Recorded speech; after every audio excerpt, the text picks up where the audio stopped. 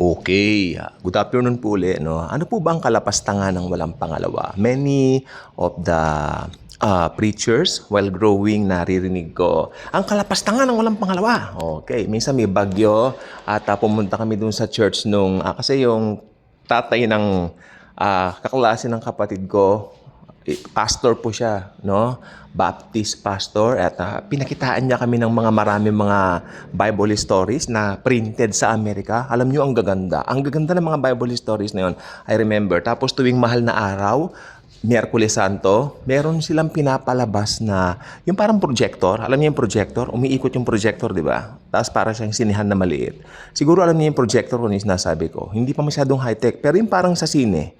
Maliit nga lang siya. At ang movie pinanood namin dati, tinagalog nila yung The Living Bible, 1952 film na ngayon nasa, kung interesado kayo, i-google niyo o panoorin niyo po sa YouTube.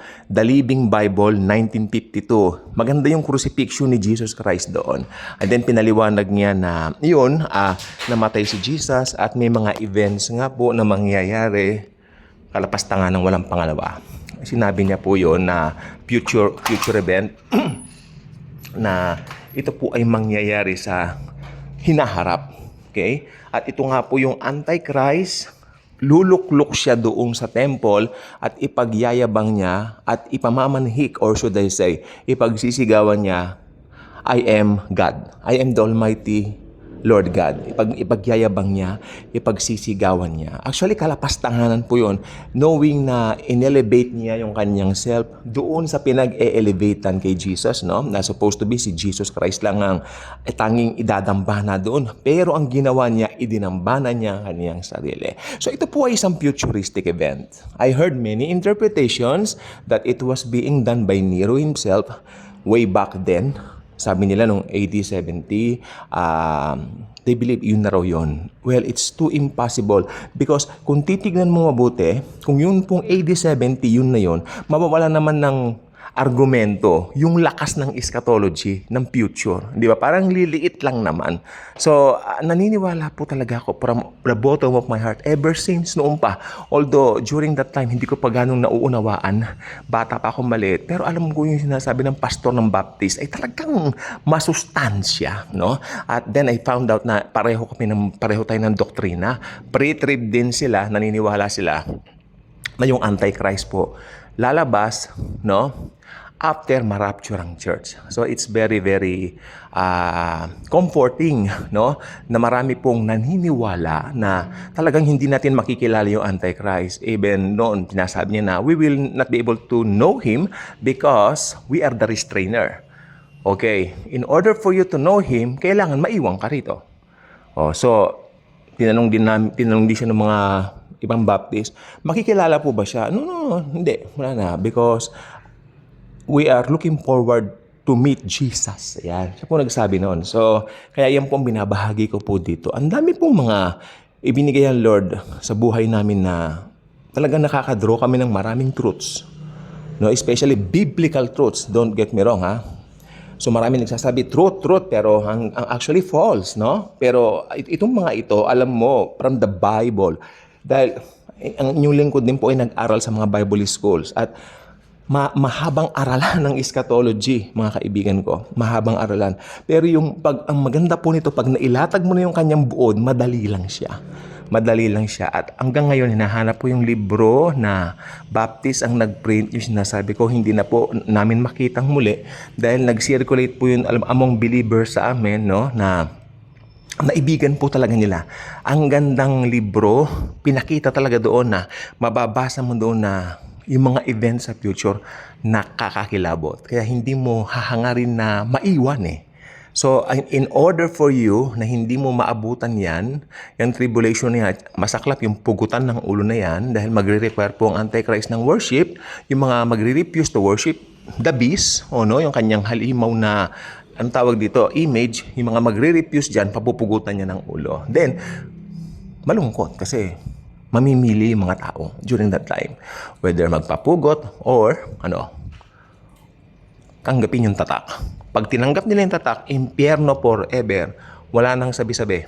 Wala nang cheche-boreche. Tapos, impyerno ang kapalaran ng kanilang FATE or faith.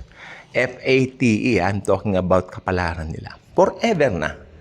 Okay? Wherein, yung mga nagpapugot, magandang sabi ng Biblia rito, kasi sabi nila na parangalan nila ang Panginoong Jesus. Diba? Sa kanilang dugo. Tandaan nyo, sinabi ng Book of Revelation, kanilang dugo. Amen? Dugo na nila. Tapos na yung church age.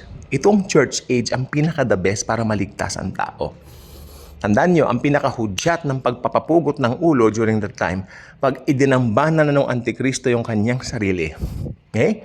Ang simbolismo po niyan yung nandyan sa litrato. Yan, parang itinaas niya sa sarili niya sa third temple eh.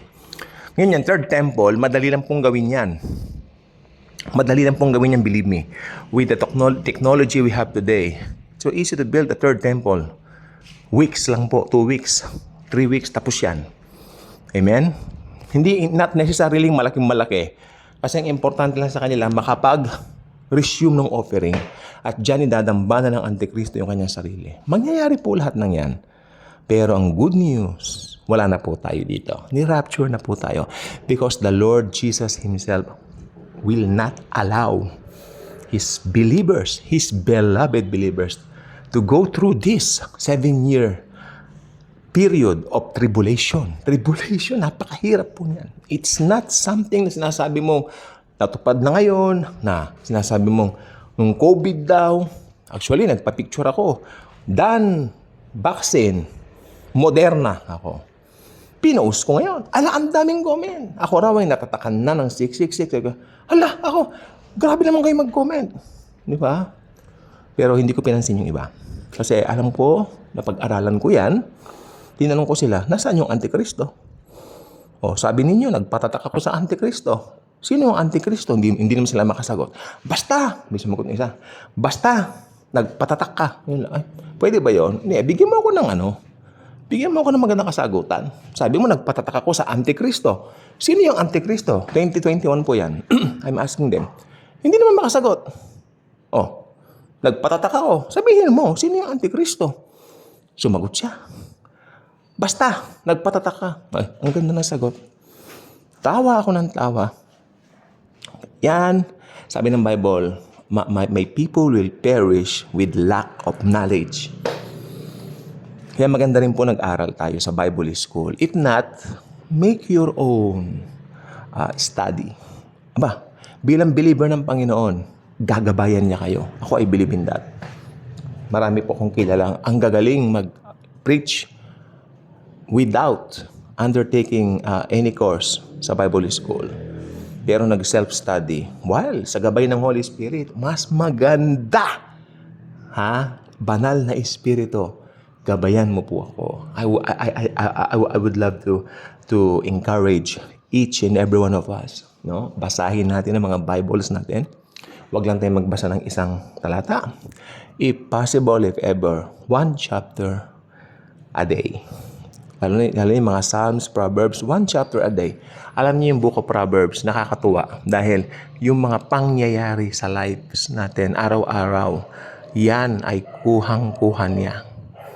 Alam niyo, minsan dati may nangutang sa akin, hindi nagbayad. Binasa ko, the wicked will borrow, they won't return. As in, pinabasa, tawa ko ng tawa.